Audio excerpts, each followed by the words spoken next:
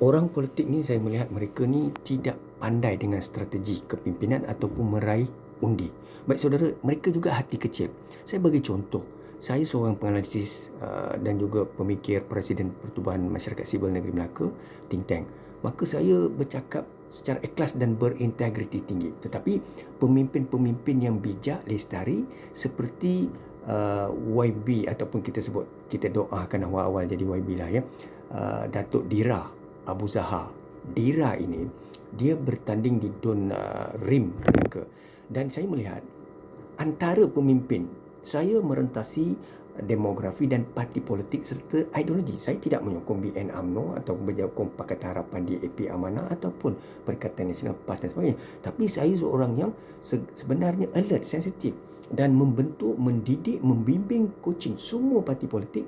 Khususnya saya mau melihat supaya di dalam UMNO BN kita akan ada senarai ataupun calon-calon yang akan menang di antara mereka yang berkualiti, capable, intellectual, berkarisma. Kita selamat sebab kita memiliki senarai esko kerajaan negeri ataupun besok pilihan raya umum di federal kita akan dapat menteri jemaah menteri ataupun ahli parlimen yang kredibel, intellectual, berkarisma, tidak korup, tidak salah guna kuasa, tidak mereka-mereka yang tidak mempunyai fitness. Baik saudara, dan begitu juga Pakatan Harapan, saya mau melihat kualiti kepimpinan di kalangan calon-calon mereka atau esko kerajaan negeri yang akan dilantik adalah di kalangan Amanah, Parti Amanah, PKR maupun mereka-mereka dalam Parti DAP dan sebagainya yang berintegriti, berakal, berkarisma, benar-benar fit. Begitu juga dalam Perikatan Nasional, Putra maupun Iman di negeri Melaka yang bertanding sekiranya mereka menang.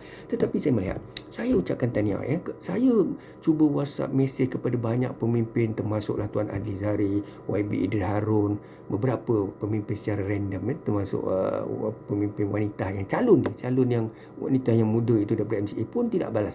Yang selalu balas adalah YB, selalu saya sebut YB ini doa lah tu.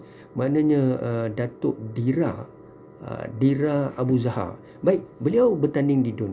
Sangat profesional ya. Apabila saya beritahu beliau secara jujur yang mana saya turun padang di semua lokaliti Melaka dan saya dapati bahawasanya tempat-tempat di kawasan sama ada kawasan itu adalah 3 daerah ya. Kita ada Melaka Tengah, kita ada Alor Gajah dan Jasin.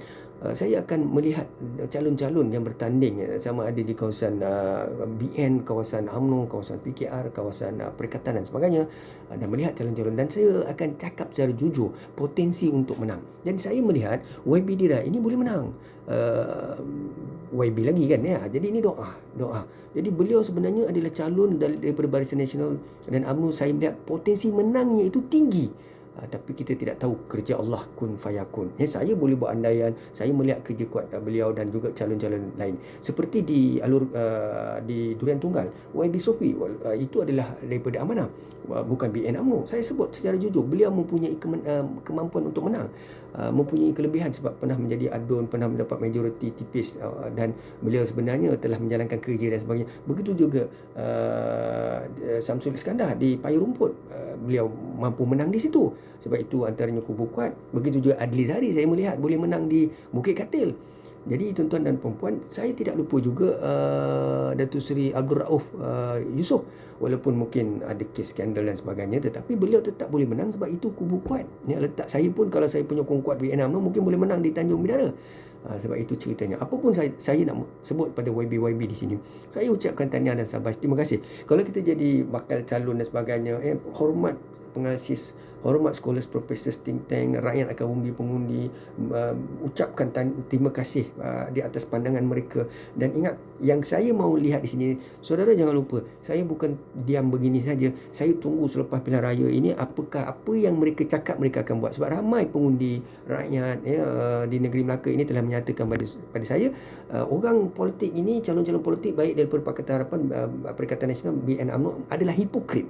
Mereka ini sebenarnya pada musim pilihan raya inilah datang menolong tolak kerusi roda, pergi ke surau masjid tolong gotong royong kemaskan kubur dan sebagainya mereka bagi makanan, bagi beras, bagi susu, bantu mangsa banjir dan sebagainya. Tapi inilah manusia-manusia yang dikatakan sebagai hipokrit oleh pengundi, bukan saya. Jadi suara-suara itu setelah saya dengar, dan saya janji pada pengundi, saya akan pastikan selepas menang adakah mereka akan lakukan. Tapi saya akan mulakan dengan Datuk Dira Abu Zahar. Dan saya mau melihat beliau adalah satu-satunya calon dalam BN UMNO yang berkualiti, transformational, humble, lenient, sentiasa melakukan komitmen yang sama. Dalam musim pilihan raya ini, apa yang beliau buat, beliau akan buat benda yang sama pada selepas pilihan raya, sehinggalah menunggu pilihan raya yang ke-16 akan datang, di mana beliau tidak perlu bimbang kerana sudah memegang jiwa pemikiran, hati dan sentiasa menjaga semua kaum merentasi parti politik dan tidak memusuhi Pakatan Harapan, DAP, Amanah dan sebagainya ataupun pundi-pundi pembangkang. Kerana itulah kepimpinan ataupun kita sebut sebagai karisma seorang pemimpin berjiwa rakyat. Apabila kita menjadi kerajaan, government of the day ataupun adunan exco, pastikan kita tidak memusuhi sesiapa, sama ada parti politik pembangkang ataupun kerajaan. Kita perlulah sentiasa berjiwa besar. Dan ingat, jangan terima asutan orang-orang keliling kita sekitul, ya. Ingat pesan saya. Tahniah YB Dirah. YB lagi, ya. YB Dirah, masin mulut saya, YB Dirah, Abu Zahar. Kita doalah. Saya hanya mampu doakan saja semua parti politik dan semua calon yang bertanding dalam pilihan raya Negeri Melaka pada 20 hari bulan 11 2020 besok supaya menang. Bidan syukranan di Assalamualaikum warahmatullahi wabarakatuh.